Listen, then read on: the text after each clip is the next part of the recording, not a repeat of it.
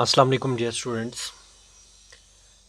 आज के video lecture में हम डिस्कस करेंगे surface tension and surface energy. But before that हम एक डेफिनेशन देखेंगे, that is Reynolds number. That is Reynolds number. Reynold एक साइंटिस्ट है, उसने क्या कहा कि जो क्रिटिकल वेलोसिटी होती है, क्रिटिकल वेलोसिटी का मतलब क्या होता है हमने ऑलरेडी डिस्कस किया है थोड़ा सा। क्रिटिकल वेलोसिटी यानी कि वो वेलोसिटी जिससे ज़्यादा अगर लिक्विड की वेलोसिटी हो तो फ्लो होगा टर्बुलेंट, और इससे कम अगर फ्लूइड की वेलोसिटी हो, इससे कम, तो फ्लो होगा क्या, स्ट्रीम लाइन या लेमिनर। ठीक है, तो critical velocity is that value of velocity of liquid above which the flow is turbulent and below which the flow of liquid is streamline. Reynold ने कहा कि जो क्रिटिकल वेलोसिटी होती है V C, critical velocity of fluid, that is directly proportional to eta यानी कि coefficient of viscosity and inversely proportional to density of fluid multiplied by diameter of tube या pipe जिसमें फ्लूइड चल रहा होगा। Eta is called as coefficient of viscosity of fluid, rho is density of fluid and D is diameter of tube और pipe. ठीक है, तो यहाँ से अगर हम इसको इक्वेशन बनाएंगे तो उसने एक कॉन्स्टेंट ऑफ प्रोपोर्शनलिटी इंट्रोड्यूस किया, R, eta upon rho D, where R is called as Reynolds number.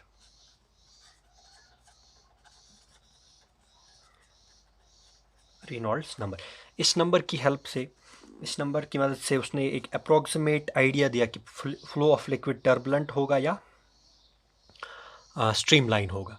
तो आर का वैल्यू जो होगा, आर का वैल्यू किसके बराबर होगा, V C critical velocity into rho into density upon eta, coefficient of viscosity.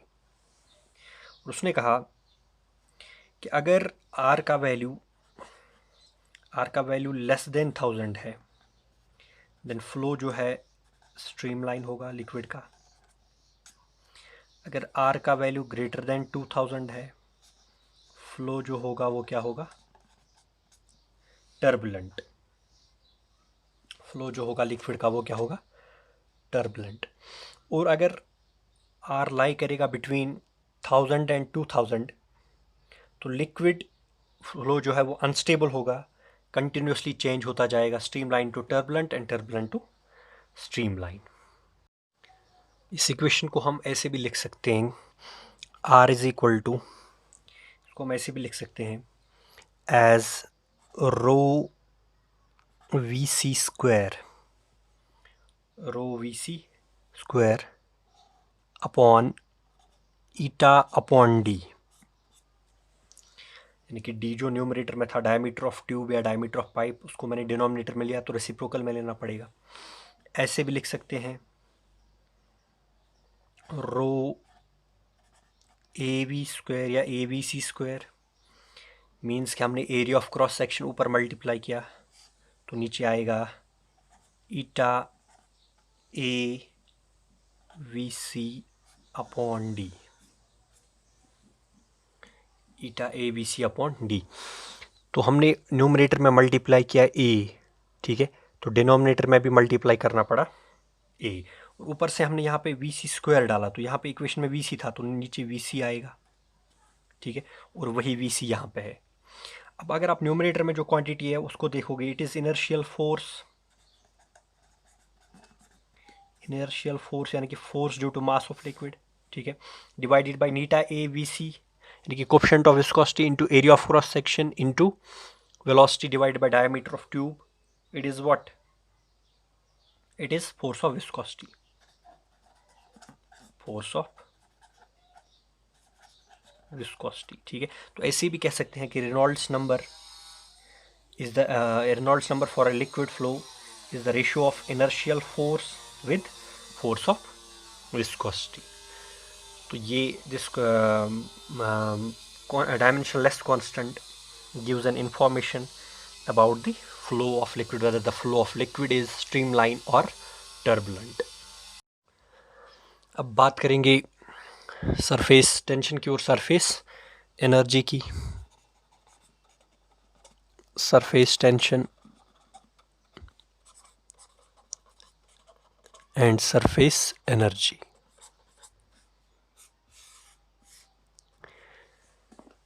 As an example, let's consider a liquid at rest in a container. ये एक कंटेनर है,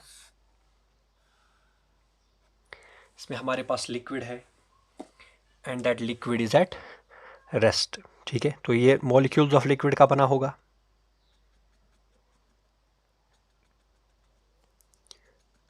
so the liquid is filled in this container और vessel at rest. अब अगर हम इस liquid के interior में, मान लीजिए सपोज यहाँ पे एक मॉलिक्यूल लेंगे, ये मान लीजिए मॉलिक्यूल है, तो इसके सराउंडिंग में भी मॉलिक्यूल्स होंगे।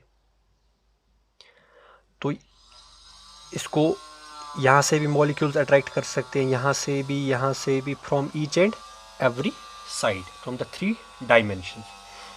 तो इससे क्या होगा, इस अट्रैक्शन की वजह से क्या होगा, जो ये पार्टिकल हमने फोकस पे लिया, जो मॉलिक्यूल, लिक्विड मॉलिक्यूल हमने फोकस में लिया, इसकी जो पोटेंशियल एनर्जी होगी वो क्या हो जाएगी, negative potential energy, because of attraction. Attraction में जो पोटेंशियल एनर्जी होती है that is negative, as compare to अगर हम मॉलिक्यूल टॉप लेयर पे लेंगे, सरफेस पे लेंगे, यहाँ पे जो मॉलिक्यूल है इसकी तरफ अगर हम देखेंगे, इसको यहाँ से अट्रैक्शन मिलेगा, यहाँ से अट्रैक्शन मिलेगा, यहाँ से, यहाँ से, यहाँ से। तो कहने का मतलब ये है, जो ये हाफ बन गया, ये जो लाइन बन गई सरफेस वाली लाइन, इसके नीचे की तरफ इसको अट्रैक्शन फील होगा, ऊपर की तरफ कोई अट्रैक्शन फील नहीं होगा। यानी कि कहने का मतलब ये है कि इस पे हाफ अट्रैक्शन एक्सर्ट होगा as compare to the molecule in bulk. तो इसका मतलब ये भी हुआ कि जो मॉलिक्यूल इन बल्क है, जितनी उसकी नेगेटिव पोटेंशियल एनर्जी है, उसका हाफ इस मॉलिक्यूल के पास है जो कि सरफेस पे है। यानी कि सरफेस पे जो मॉलिक्यूल है इसके पास नेगेटिव पोटेंशियल एनर्जी है लेकिन कम, यानी कि उसके पास एक्चुअली एनर्जी ज़्यादा है, क्योंकि नेगेटिव में नंबर जितना कम होगा वो एक्चुअली क्या है, ज़्यादा। तो जो बल्क में मॉलिक्यूल है, मॉलिक्यूल इन बल्क, इसके पास मोर नेगेटिव पोटेंशियल एनर्जी है। मॉलिक्यूल ऑन द सरफेस, उसके पास लेस नेगेटिव पोटेंशियल एनर्जी है। तो कहने का मतलब है जो सरफेस पे मॉलिक्यूल्स हैं उनकी एनर्जी ज़्यादा है as compare to molecules in bulk. ठीक है, तो इसका मतलब ये हुआ कि अगर मॉलिक्यूल्स को जाना होगा सरफेस, ये इंटीरियर से, बल्क में से सरफेस की तरफ, तो energy is required, energy is required. तो लिक्विड क्या चाहेगा, लिक्विड हमेशा टेंड करता है कि सरफेस एरिया मिनिमम हो, सरफेस एरिया मिनिमम हो, जो कि उसको एक्सटर्नल कंडीशंस जो है जो उसको परमिट करेंगी, वो चाहेगा कि मिनिमम सरफेस एरिया हो। मिनिमम सरफेस एरिया हो यानी कि कम मॉलिक्यूल्स लिक्विड के सरफेस पे हों। तो इस प्रॉपर्टी की वजह से लिक्विड चाहेगा कि सरफेस एरिया मिनिमम हो, and this property is called as surface tension. और जब लिक्विड चाहेगा कि सरफेस एरिया मिनिमम हो, तो it will behave like a stretched membrane, it will behave like a stretched membrane. और इस मेम्ब्रेन पे जो फोर्स पर यूनिट लेंथ लगेगा, that force per unit length is called as surface tension. Force per unit length of surface, इसी का मतलब होता है surface tension in terms of magnitude. तो इसको हम कैसे निकालेंगे, इसको हम कैसे समझेंगे। सपोज हमारे पास एक सरफेस है या एक फिल्म ऑफ लिक्विड है, एक फिल्म ऑफ लिक्विड है सपोज हमारे पास, this is a film of liquid.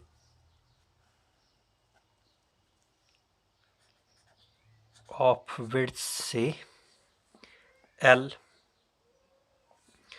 तो इस पे जो मान लीजिए ये फिल्म है,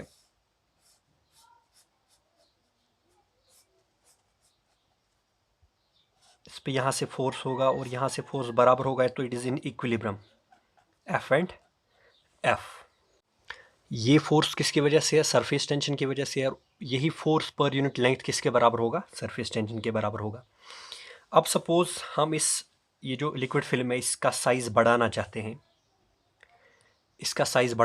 हैं, तो हम इस बार को यहाँ से खींचेंगे ताकि इसका एरिया बढ़ जाए। जब सरफेस का एरिया बढ़ जाएगा मीन्स कि सरफेस एनर्जी बढ़ जाएगी, ठीक है। तो अब सेकंड केस में क्या हो रहा है?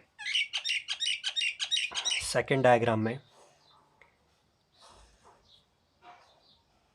इस सरफेस को यहाँ से खींचा जा रहा है, ठीक है, बाहर की तरफ, और इसकी जो लेंथ बढ़ गई है दैट इज सपोज D। इसकी लेंथ कुछ थी पहले, अब लेंथ एक्स्ट्रा कितनी हो गई? D। यानी कि मान लीजिए पहले लेंथ थी सपोज 10 सेंटीमीटर, तो अब लेंथ हो गई 10 सेंटीमीटर प्लस D, ठीक है। ब्रेड्थ आपके पास है कितनी? L। तो इसके लिए वर्क करना है, तो जो वर्क, एक्सटर्नल वर्क जो इस पे होगा, फिल्म पे होगा, that is force multiplied by displacement, ठीक है, that is F into D, F into D. और अगर law of conservation of energy के अकॉर्डिंग देखेंगे, यहाँ से जो वर्क जो इस फिल्म पे हुआ इसका एरिया बढ़ाने में, वो वर्क डन इस फिल्म में स्टोर होगा in the form of surface energy, ठीक है। तो अगर इसके पास सरफेस एनर्जी S है, यानी कि S is surface energy per unit area, S is surface energy per unit area. तो एक्स्ट्रा एरिया कितना आया फिल्म में? एक्स्ट्रा एरिया कितना आया फिल्म में? Extra area is 2D into L। Area is actually length into breadth. ये जो extra यहाँ पर रेक्टेंगल आया, इसकी तो ब्रेड्थ है L, लेंथ है D, तो इसका एरिया हो गया DL, इस एक्स्ट्रा फिल्म का, एक्स्ट्रा सरफेस का। लेकिन फिल्म के दो सरफेस है, एक ये वाला टॉप वाला और एक जो इसके अंदर होगा इनसाइड। यानी कि अगर आपके पास लिक्विड फिल्म है, ठीक है, तो इसके पास दो सरफेस है, एक ये वाला सरफेस और एक ये वाला सरफेस, ठीक है। तो टोटल जो एक्स्ट्रा एरिया आया इसीलिए डबल हो गया 2DL। और surface energy per unit area है S, surface energy per unit area is S, ठीक है। एरिया कितना बड़ा? 2DL, तो मतलब सरफेस एनर्जी कितनी बड़ी? S इंटू 2DL, ठीक है। तो ये जो वर्क डन FD हमने किया इस सरफेस पे इसका एरिया बढ़ाने में, ठीक है, तो वो इसकी सरफेस एनर्जी कितना बढ़ाएगा? S into 2DL, S into 2DL। Now DD cancel हो जाएगा, DD कैंसिल हो जाएगा, ठीक है। तो S किसके बराबर आएगा? Force upon 2L, force upon 2L। तो अगर हम टेक्निकली देखेंगे, ये सरफेस बड़ी है, इसकी लेंथ L है एक साइड से, दूसरे साइड से L, तो 2L है। तो ये है फोर्स डिवाइडेड बाय लेंथ, तो ये क्या होगा? Force per unit length. अगर ये फोर्स पर यूनिट लेंथ है तो ये किसके बराबर है? सरफेस टेंशन के बराबर, F डिवाइड बाय 2L। और किसके बराबर है ये राइट हैंड साइड में, लेफ्ट हैंड साइड में? S क्या है? Surface energy per unit area. तो हम ये कह सकते हैं कि surface energy per unit area is called as surface tension, या force per unit length on the stretched membrane due to surface tension, या वो भी इन मैग्नीट्यूड किसके बराबर होगा? सरफेस टेंशन के बराबर, फोर्स पर यूनिट लेंथ का हो या surface energy per unit area, both are equal to surface tension. तो इसका यूनिट क्या होगा? न्यूटन पर मीटर, स्केलर क्वांटिटी है ये। इसका डायमेंशनल फार्मूला क्या होगा? ये फोर्स है ऊपर, डिवाइडेड बाय लेंथ है, तो M1 L1T minus 2 is for M1 L1T minus 2 is for force, for surface tension. L1 है, डिवाइड बाय L1 हो जाएगा, तो L1 कैंसिल हो जाएगा, तो L0, M1 L0 T minus 2 is the dimensional formula for surface tension.